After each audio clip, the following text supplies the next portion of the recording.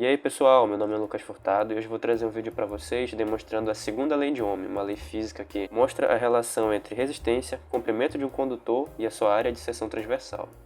Para esse experimento será necessário uma folha de papel A4, um lápis ou lapiseira, eu recomendo um lápis, uma tesoura e um multímetro na função de ohmímetro para medir resistência, um LED, pode ser de qualquer cor, e uma fonte de tensão. No caso, estou usando uma de 12 volts com as ponteiras com garrinha jacaré.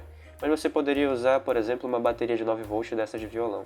Eu não vou aqui descrever todo o procedimento que eu utilizei para fazer essa experiência, mas tem aqui um vídeo resumidamente mostrando para vocês o que eu fiz.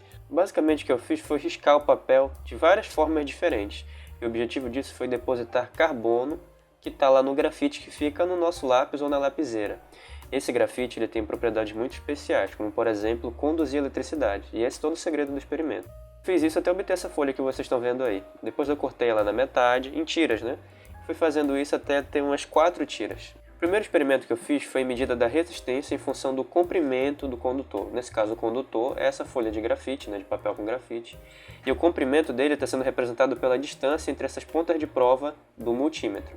Observem que a resistência varia com o comprimento, olha só. Quando eu aproximo as ponteiras, a resistência lá no ohmímetro está medida em 1000 ohms, varia 50, 50.000, 40.000, diminui.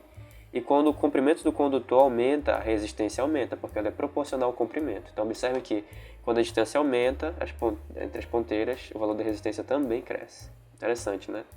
O segundo experimento foi fazer o seguinte: eu deixei uma mesma distância entre as ponteiras e variei a área da seção transversal, que nesse caso é representada pela largura dessas tiras de carbono. Observe que as distâncias são as mesmas entre as ponteiras, mas a resistência não, porque cada vez as tiras ficam mais finas.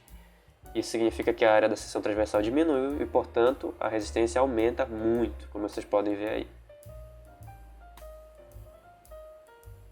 E por fim, só para fazer aí um bônus, eu peguei uma tira bem fina, dessas de papel, cortei na metade e conectei elas à minha fonte de tensão através daquelas garrinhas lá que eu tinha mostrado para vocês antes.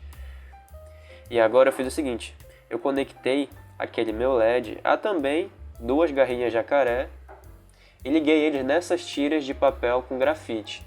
Ou seja, essas tiras de papel elas estão funcionando como se fossem parte do circuito, como se fosse um pedaço de fio. E será que o LED acende?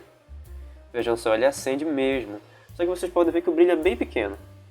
Isso porque a resistência daquele trecho é muito grande. Se eu colocar tiras de papel mais grossas, né, mais largas, observem que o brilho aumenta, porque a resistência cada vez mais cai, já que a área de seção transversal do condutor vai aumentando. E elas são inversamente proporcionais, segundo a segunda lei de Ohm. Legal, né?